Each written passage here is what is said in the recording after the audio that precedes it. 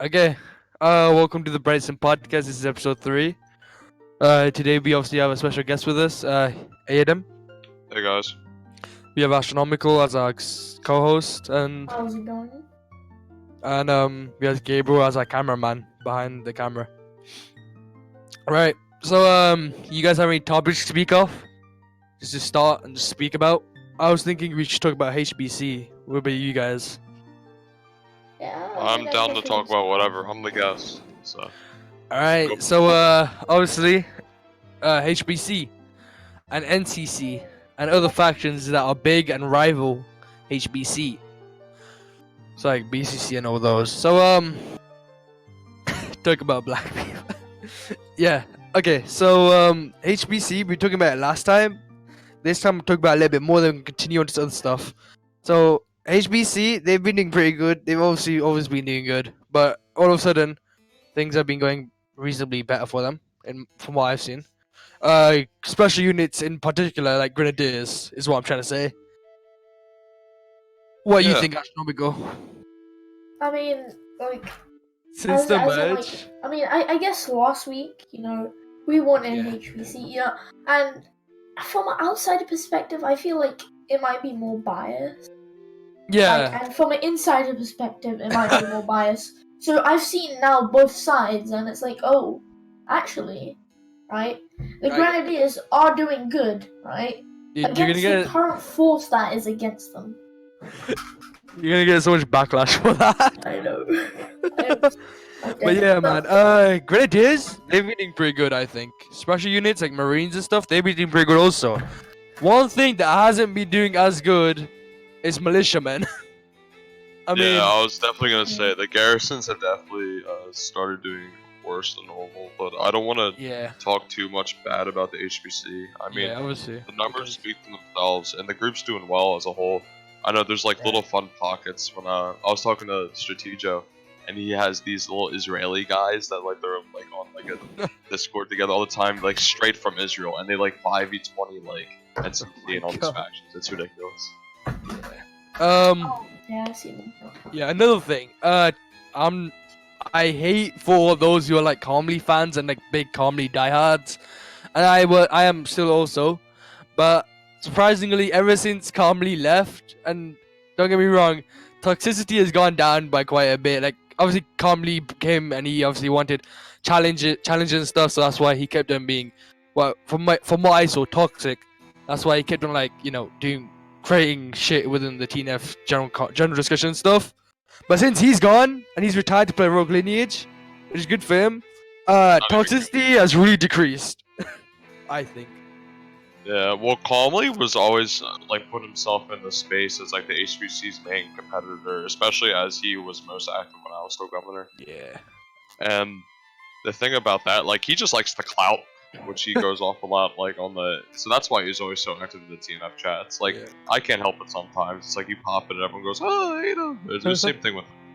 Fair enough. Also, one last thing about Calmly.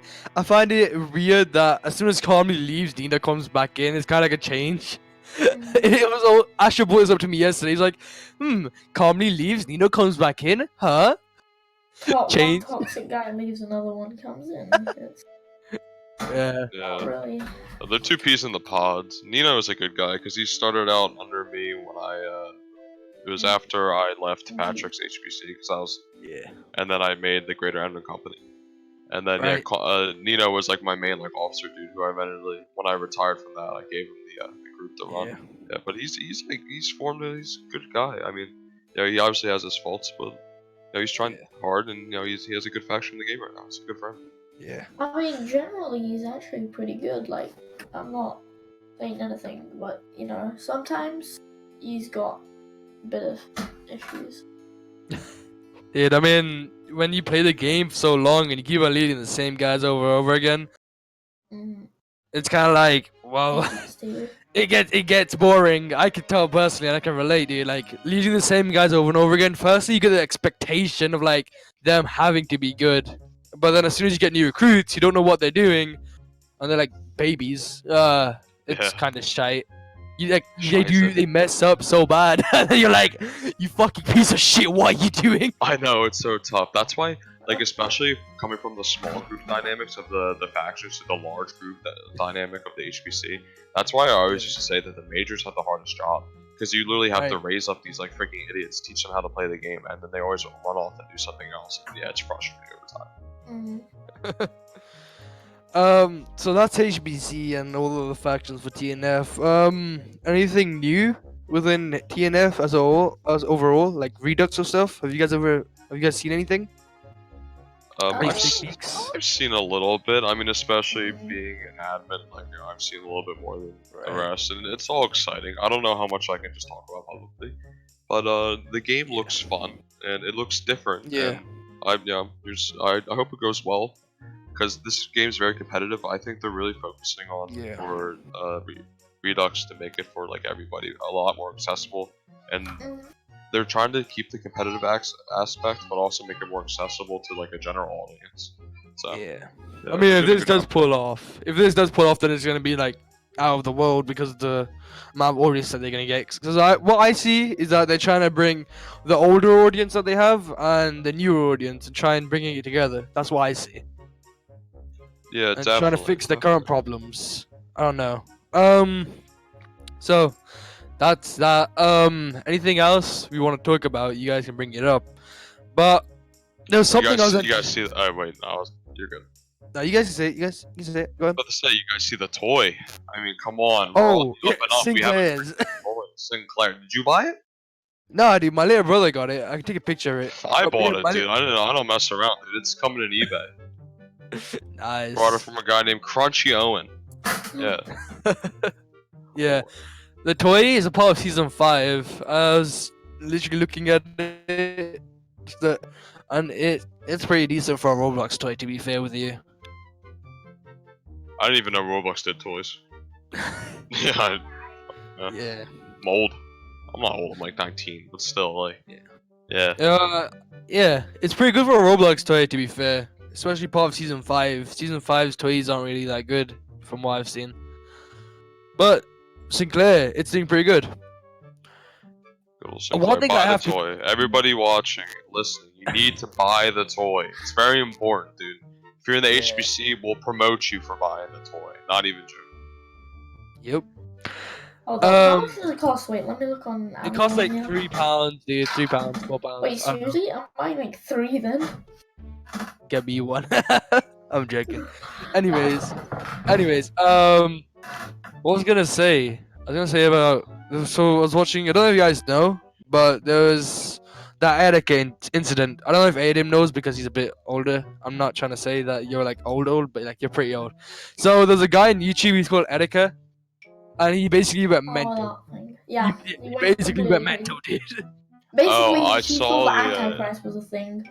Yeah, I saw it on my recommended. I don't follow like the drama on YouTube too much, you know, because I just Nah, got I out from just saw it college. I was really randomly. busy. I was like, eh. But I saw the video of him like freaking out on his Instagram live about like asking some cop if there's gonna be snipers when he goes outside or something. And I Yeah. was like, dude, this dude's a clown, man. I'm like, what?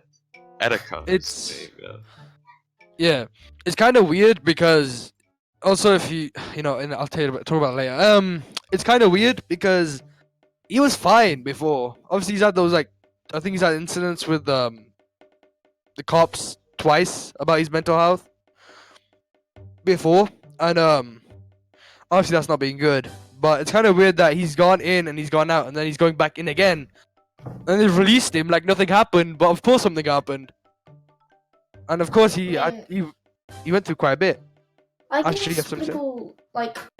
I'm not saying he probably didn't have like one of those regular. I'm not saying regular, but like one of those more common mental breakdowns. I'm guessing he probably there's something that's persistent there. But I guess some people like I think they took it down as it was just a mental breakdown and he's fine. I don't know, man. Like an See- on and off thing. Thing is with social media, I don't know. It kind of affects you, like. But at the same time, if you're gonna become a social star, a social influencer, which he is, don't be one if you have mental problems. What I'm thinking, because what he did then was like put everything on blast. Or if you're gonna become a social influencer and stay as a social influencer, I wouldn't say get some like I would say get some help by like making sure that you're fine and you're regularly checking yourself, even if you don't feel like you're fine. Even if you do feel like you're fine, because a lot of the times, if you do become mentally ill or you get like a shock, then literally. Is my mic Yeah, working? Did I lose connection? I thought I lost connection. No, you're good, dude. I was just listening. Yeah, well, definitely. If you're like a role model, like I don't know Etika, I don't know what he does on YouTube, but especially if anyone that has an audience, I think you have a responsibility and obligation as someone that people look up to, just to be a good role model. You know what I'm saying? Right. Because if you're just like a scumbag, I mean, you're not calling these people to be better. You're calling on them to be worse. Right, You you know, have people that look up to you, and let me finish what I was saying, which was if you have, bro, social influencing, it's a big thing, dude. As soon as you expose that you have mental problems, you're not keeping it private anymore because you can't control it because of the state of mind state of mind your mind is in. So yeah, it would be more better for him to get it would be more better for him to have got some help, is what I'm thinking. You know, kind of stay close to friends Wait, and hey. not isolate himself off, is what I was thinking. Yeah, it's true. I got a few questions in the TNF general chat. Go on. So Jacob asked me, "How big is your schlong?" Personally, I got a small PP. I'm very proud of that. Constable Jack asked, "How long until you return to TNF?" Well, I'm officially home for the summer, and I am good to go with TNF. I mean, right now I'm just an admin. If Lazarus wants me, I've talked to him about things that I would be able to help with the HBC. It's up to him. So yeah, I'm back and I'm just chilling. Yeah, I mean that's that's good. Chances of the new governor. Will there be a new governor I don't think so. anytime soon? Okay, Lazarus is stay. I mean, there's nothing wrong with Lazarus, but I was asking if there will be a new governor. No, Lazarus is a great guy. I do think I don't want to talk too openly about my criticisms Yeah. with the HBC because my confidants know my issues with it. Yeah. But I think Lazarus does a good job, and like I think there's a few things, especially in the passing on of like the HBC like officer tradition to the new thing and to the new people coming up through the ranks. I also think there's issues with just overall competency and just like a mismanagement. But I mean, he was kind of thrown into it unexpectedly. And he's him and the guys that are there. I think I mean, when you bring it like that, I have great respect for them, and they're doing a good job. Yeah. I mean, when you put it like that, then obviously when you get thrown into deep waters, because governor, it's not like for the HBC in particular, it's not a small role. It's not a small job. You're managing what, like 13,000 people. I mean, no, definitely, dude. Yeah. Well, when I was the governor, it's like you go in game every now and then. I'll try to do fun things, but mostly it's people management. It's sponsoring a healthy culture and like passing that down, and it's just leadership. It's honestly just strength. It's like you always have to be in a position of strength. You have to put yourself as someone that people look to as a leader, and to people look to and pass your vision to the entirety of the group. You said 30,000 people.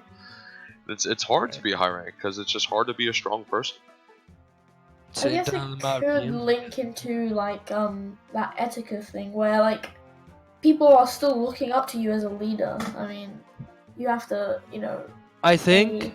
Wait, let me cut you in there. I think when obviously etiquette, that's like my phone just shut down on the live stream because I'm always viewing the phone with my live stream. Anyways, obviously with the etiquette thing, he was on his own, right? But when you're kind of a governor, you basically you've got people that will help you. Yeah, you have people that will be there, and they'll obviously, because these guys aren't new to each other. They've been friends for quite a while, so that won't really happen, I think. But what I think will happen, which is a good point, I think, influencers of TNF, because a lot, and not only influencers, some people who are like random footmen of TNF. You've literally just indulged me within this topic. Anyways, influencers of TNF and regular people of TNF, those who are unstable with their choice of mind, is what I think. I wouldn't really say mental health, but those that are really unstable with their choice of mind, I think when that's happening, you shouldn't kind of shrug it off. I think you should kind of seek help if it's really bad and it constantly happens. Because at the end of the day, yes, it's a game, but if you can see it through a VC, then how bad must it be through real life? It's very true because like we realize that a lot of people playing Roblox, like my experience, like mostly we're all, I mean, like mostly shut-in kids, mostly. I A lot of wasn't personally when I think really got into it. introverted. Yeah, very introverted. And some people have like Asperger's or autism issues, and Right. they suffer with those. And but I think a big problem with mental health in this game is people try to go to like other people on the game for help, and they try to like it's nice that it's like, oh, you need someone to talk to. Of course, they can provide that, but like none of us are freaking psychiatrists or We're not doctors. I mean, professionals. it's the blind leading the blind. If you Yeah. if you have serious mental issues, like the best thing you can do for any of your friends is encourage them to get real help, and because that's the only help that's the only thing that's going to help. I Yep. mean, I don't want to use myself as an example, but like, I guess I would call myself quite introverted, but compared to what I am in reality, like versus the internet, I think the internet like is giving me like a lot of help on top of like reality helping me, like people Yeah. actually helping me. I mean, like once my friend told me, right, like he told other people, oh, have you seen him on the internet? Like he's like a completely different person, and like sometimes you might not like I that might I mean, affect other people. yeah, I agree with like confidence wise, of course. But bro, it's the internet, dog. We all come here just I to know. kind of like. No, wait. Let me see. There's two factors. We all come here to just chill and hang out, which is I think is your factor, which is Astronomical's factor, where you just come to chill and be you. There's no hiding yourselves from who you are. That's why people say you're so different from the internet compared to in real life, which most of us who play on the internet are introverted. Compared to actually needing help. Mhm. It's the internet, dude. It's either you're gonna get insulted or you're not gonna get professional Yeah, help. Especially when it comes to a Uh-huh. colonial game. Like, you're gonna get the most help you probably get is a squeaker. yeah. Yeah. Most people just they're just gonna tell you to kill yourself and like call I'll you. change the topic, Uh-huh. Ian. Yeah, Yeah. but like it's like if you really like, I know personally when I play these games, like I never really played Roblox or anything that to like for just like I don't know, like socially or like just try to like be myself because I'm a relatively social guy. I've just always been competitive as heck with these games. I like to succeed. I like to win, and I think Yeah. Roblox, because as a whole, Roblox gives you a great avenue, and it's the only reason why I still semi like play it as in college is that like it allows you to create your own communities, create your own games, and it's very just open and it's Mhm. like allows huge just for Yeah. people to come and congregate into these body politics to do something. Or I mean, like, I used to run like sport clans and we'd always be raiding on like fair battlegrounds when I was younger. And now it's like we create games and like now and we succeed among these battlefields that we create. And it's fun. Right. mhm. Bro, okay. Let's try and step away from the mental health because this has Yeah. been a quarter of the podcast, I can tell. A bit.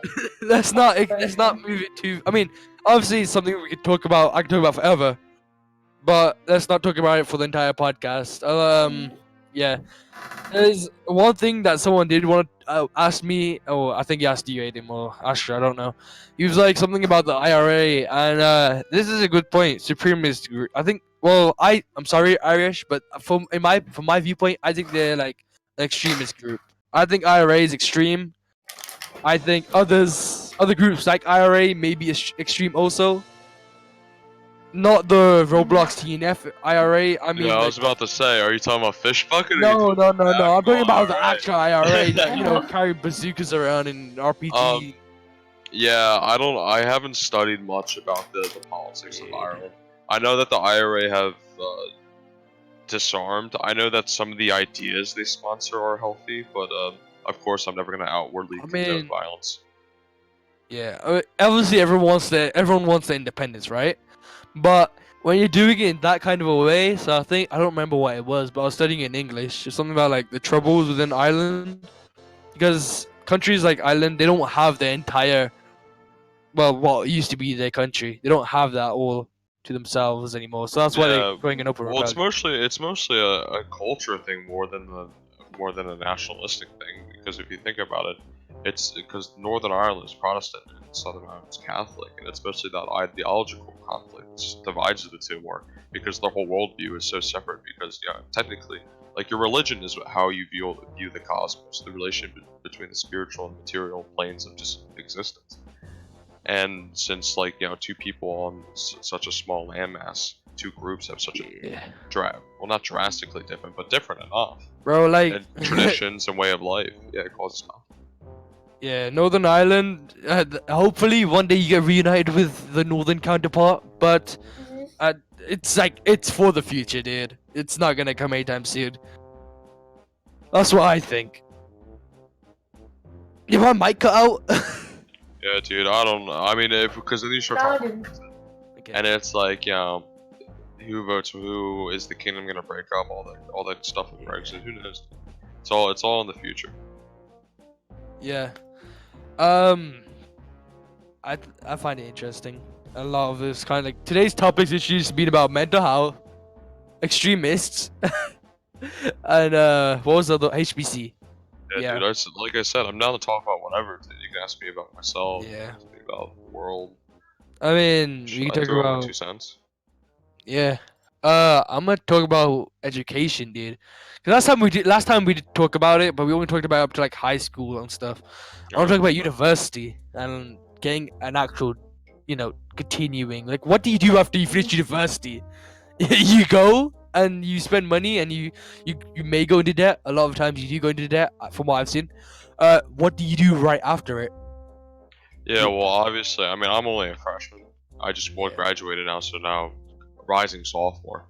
And I think, well, the whole thing about the universities is all about your trade, right? That's like what the agenda is. Make sure Yeah. because there's a whole like schooling. My major, it's a traditional like Catholic liberal arts, and it's all about the formation of the person. Right. So there's no real trade connected to it. But the big philosophy about a liberal arts education is that people aren't formed in the very foundational principles of just life and how to like just see like the world for what it is, and so Right. like to have your theology, your philosophy, and just give you this this Right. real worldview. What people do, however, is people you study to be specialized into a specific trade, to be like a drone for like the company, for like the state. And so what you end up doing is that since you lack this formation, you only know a part of the whole, and then you apply that into your entire like how you just see everything into your daily life. Because Why would I talk about college? I'm talking about university because I'm British, so university is like the end of education. That's what I want to talk about, dude. Because I think it's interesting. Today's literally just been about serious talk, but I think it's interesting because when you finish, you've been, from what I've seen, is that you've been sucked into this like rat race of education and like having to finish, having to meet your assignments and your timings, whatever. And when you're done, you've been sucked into it so much that you're like, what do I do now? yeah, well, I think that all depends on your own outlook going into college. Because when I left high school and I went, I was like, I don't like my grades are going to be what it is. I do want to learn, but this has been my outlook on school ever since high school. It's that I just want to grow into the best man that I could possibly be, and you have to balance your social life. You have to balance your school, your physical body, your health, and you just like rising tide raises all ships. It's a big part of my philosophy, and it's like if I'm Right. just improving, like the debt, like sure I'm in debt. I think my school costs about 200 no costs about $30,000 a year. I Damn. get about half that off with scholarships and aid. Damn. And Yeah. but the thing is, my formation as a man has been like exponential since high school, and I just think it's to the just being pushed not only by my program of Right. education but just by the men around me. And so I'm Okay. very grateful. Yeah, so I think it's definitely worth it if you just have a good head on your shoulders and you have a vision of your ends and you're like you know what the heck you're trying to do. Right. So, astronomical, I got a question for you. Mhm. When you what do you aspire to be? What job? So I'm looking within the computing field, considering it Right. will be going over Right. the And then let me recent. ask Ayedim. Ayedim, what job do you want? What's your goal? I'm thinking about being a professor, but I'm actually also discerning the Catholic priesthood. So here's the thing, right? Which I don't understand. Ayedim, he can do what he wants, right? And Asher can do what he wants, but I don't see this, but somehow, well, I do see it. Somehow Ayedim will have to pay more, whereas Asher won't have to pay as much because Asher lives in another country compared to Asher compared to Ayedim. Am I the only one who sees that? Because What I'm are you pretty talking sure about? because Just like Asher But then- lives in the education-wise? UK. Yeah, because Asher lives in the UK, he pays less. I But think. then, do you see the amount of like rich people in the United States versus the UK? Right. I understand, like because of the population and the land, you'll obviously get more. But Well, like, I mean, if you think what about do it, you think? education's a business to these people. It's just Right. it's another sector of the economy, and I think a lot of money, Yeah. just especially speaking from my own school, a lot of the money is hilariously like managed. It's terrible how much money these people Yeah. waste, and like No, same here. I think I I mean, think it's most not actually. if you get a decent university and they have aid available, and if you work hard for it, you can, or be smart about it, you can end up going to Right. school for very little. I think it's people. A big problem is they're money oriented because it's a business. Yeah. Most schools, um, they're hilariously mismanaged, and then just kids like want to go to these big schools and they don't care about their future and they just take loans and they just say they'll worry about it later. They're not realistic, Yeah. and then they're swamped in debt. Anyways, we do have a short amount of time left, so we have to hurry this up a bit. But what I find weird is that when I do go into college, I'm going to obviously go to Hatsoshike, but obviously there's sixth form now as well. Mhm. Actually, I don't know about USA. Do you guys get sixth form? Sixth form? I So don't. obviously there's college, but then there's like a second part to it, which is sixth form, which we get. So as soon as Well, you we have grad school. I mean, if you want to right, I think that's it. So that's like another way for you to go instead of college. So now Oh, the like a things that you trade used to, school. Is that what you're talking about? Oh, okay. I know yeah. what So you like mean. now the things that you used to have, which was like traditional, you go from I don't know primary to high school to college and then university and then you're out of the education system. That's what it used to be. But now there's all sort of like sixth form and grade school and whatever, Mhm. and it's weird, I think, but at the same time it's pretty good because now it's accepting more people and more people can go to higher education, whereas it used to be just college. You make it, you make it. If you don't make it, you don't make it. Well, trade schools. I mean, they were very popular back in the like 19th and 18th Right. centuries because it was mostly apprenticeships. Because